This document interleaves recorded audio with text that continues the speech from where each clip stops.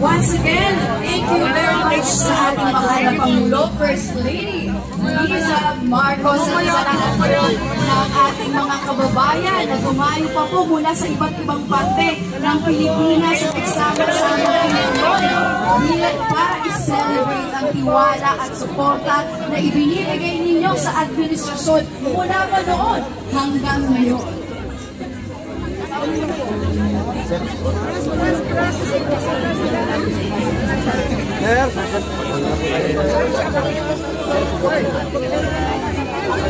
At ngayon naman po, makakasama po natin ang first couple para sa ating special na oras kasama ang ating panauhin.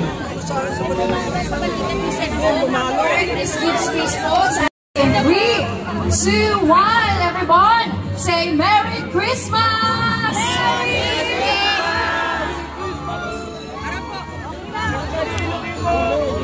Isa pa! In 3, 2, 1, say Merry Christmas!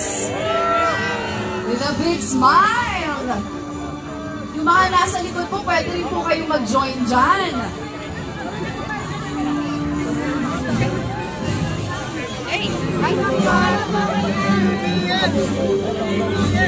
Ferdinand R. Marcos Jr.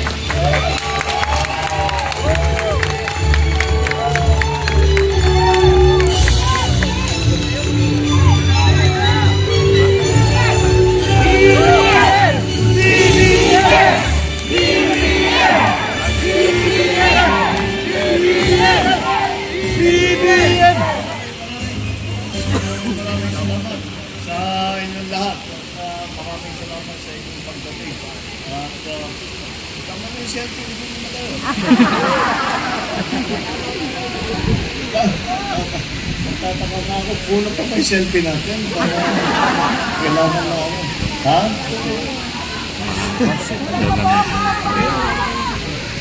Kaya nga, ayoko namang pa-selfie dahil tumanda na ako. Gamitin na lang niyo yung mga dating picture natin. Kunwari, mga bata-bata pa. Pero anyway, Merry Christmas sa inyo lahat.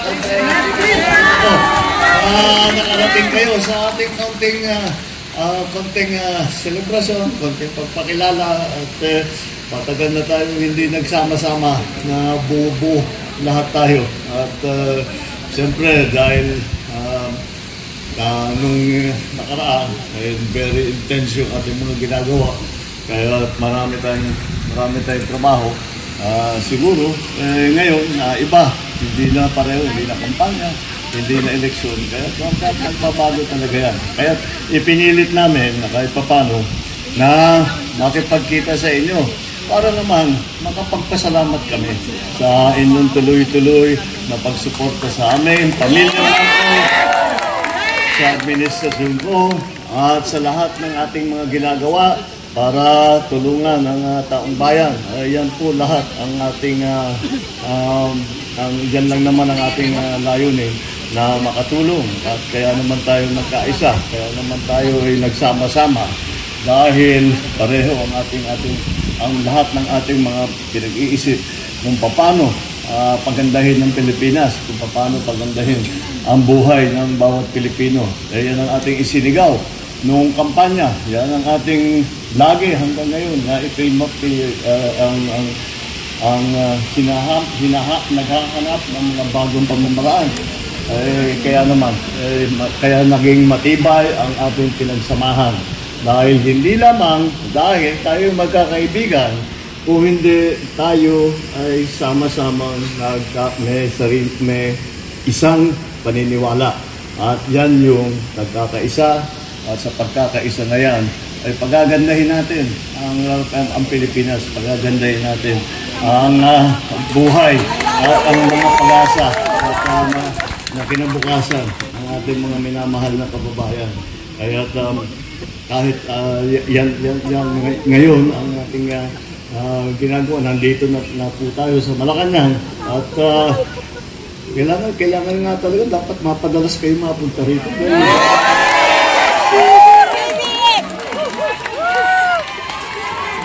Kasi kayo BBM! BBM! pananagutan ninyo. Kayong naglagay sa akin dito.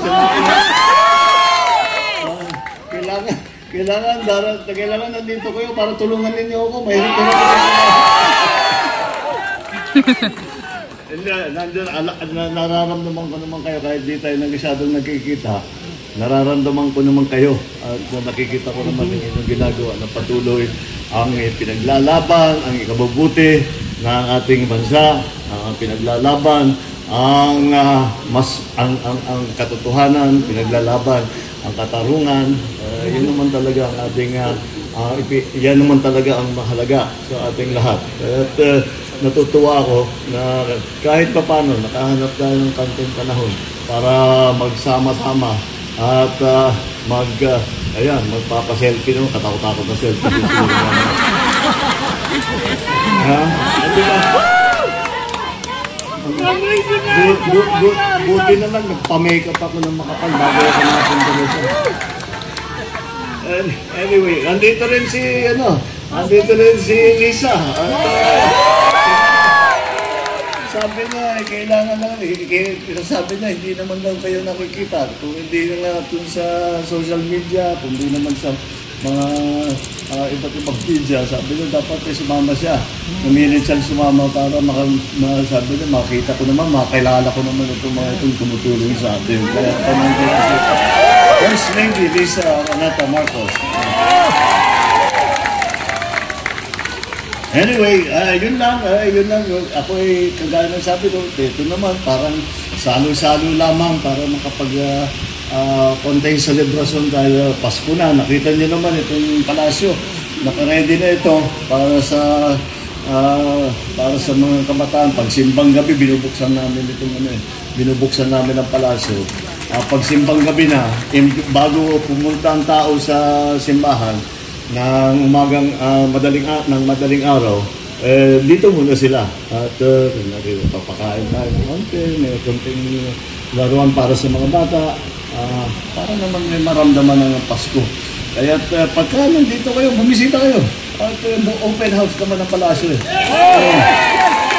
Bumisita kayo para makita naman ninyo kung ano yung ating mga handa para sa ating mga kaibigan at yung mga nakakadalo dito sa palasyo. At I'm very happy again. I'm very happy to be able to see you. Yung iba sa inyo, tagal ko nang hindi nakita.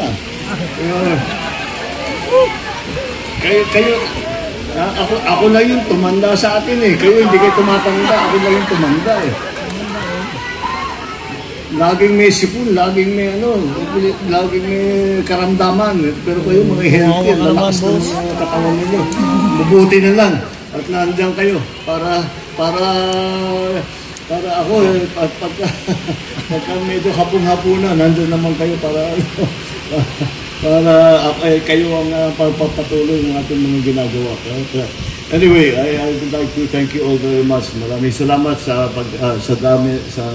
inyong tulong na ibinigay sa atin, ang tulong na ibinibigay ninyo sa administrasyon, ang tulong na ginagawa ninyo para sa taong bayan.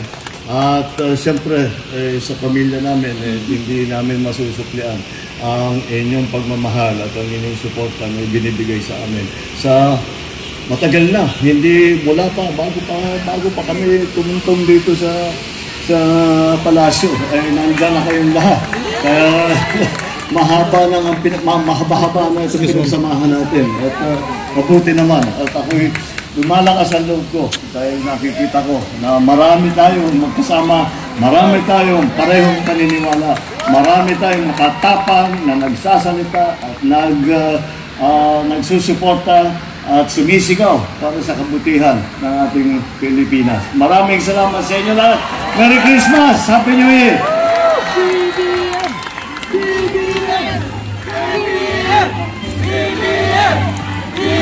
Maraming salamat po, mahal na Pangulo. At sa punto pong ito pwede na